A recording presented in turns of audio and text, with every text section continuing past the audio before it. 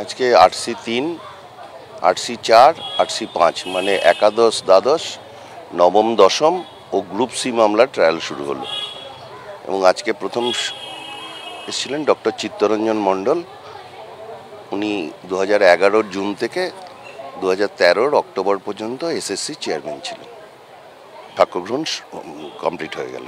একই দিনে 3টে মামলায় ট্রায়াল চলবে। কেন এরা হচ্ছে কমন উইটনেস এই 3টে মামলার। শিক্ষা দুর্নীতি মামলায় এসএসসির প্রাক্তন চেয়ারম্যান তিনি প্রথম সাক্ষ্য দিলেন, অর্থাৎ প্রথম সাক্ষী হিসেবে এসএসসির প্রাক্তন চেয়ারম্যান তিনি আজকে আদালতে কি বললেন একের পর এক। সিবিআইয়ের যে বিচার প্রক্রিয়া শুরু হয়েছে রাখবো আপনাদের সামনে। 2011 সালের আগে তৃণমূলের শিক্ষা সেলের সভাপতি ছিলাম।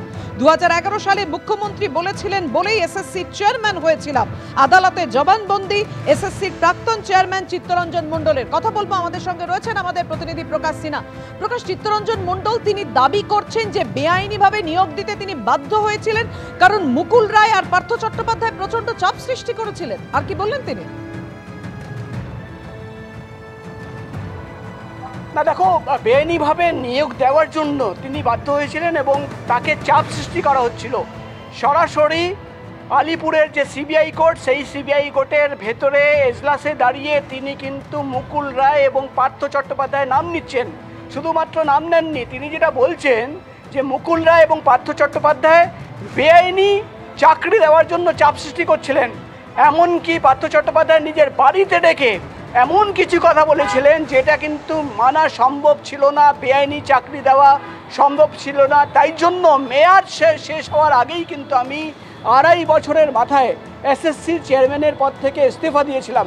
আজকে আমরা দেখলাম শিক্ষা নিয়োগ দুর্নীতির 3টে মামলা, নবম, দশম, একাদশ, দ্বাদশ এবং গ্রুপ সি, এই 3টে মামলায় একসঙ্গে বিচার প্রক্রিয়া শুরু হয়।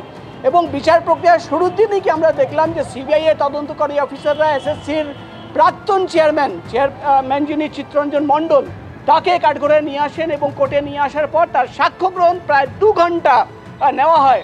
এবং তার একাধিক বিস্ফোরক তথ্য। তিনি যেটা বলছেন যে তিনি তৃণমূল কংগ্রেসের শিক্ষা সেলের সভাপতি ছিলেন, মুখ্যমন্ত্রী বলার জন্যই তিনি এসএসসিতে যোগ দিয়েছিলেন, চেয়ারম্যান হয়েছিলেন এবং তারপর থেকে প্রায় 2.5 বছর ধরে যেভাবে চাপ সৃষ্টি করা হয়েছে তিনি কিন্তু রিজাইন করতে বাধ্য হয়েছেন। এখানেই শেষ নয়, আমরা দেখলাম যে পার্থ চট্টোপাধ্যায়ের আইনজীবী বিপ্লব গোস্বামী তিনি যখন ক্রস কোশ্চেনিং শুরু করলেন, তার প্রশ্ন ছিল যে কোন দলের জন্য আপনি ইলেকশন ম্যানিফেস্টো কমিটিতে ছিলেন, তার উত্তর ছিল বিজেপি। 2024 সালের বিজেপির লোকসভা ইলেকশনের সময় বিজেপির ইলেকশন ম্যানিফেস্টো কমিটির চেয়ারম্যান তিনি ছিলেন, তার স্বীকারোক্তি।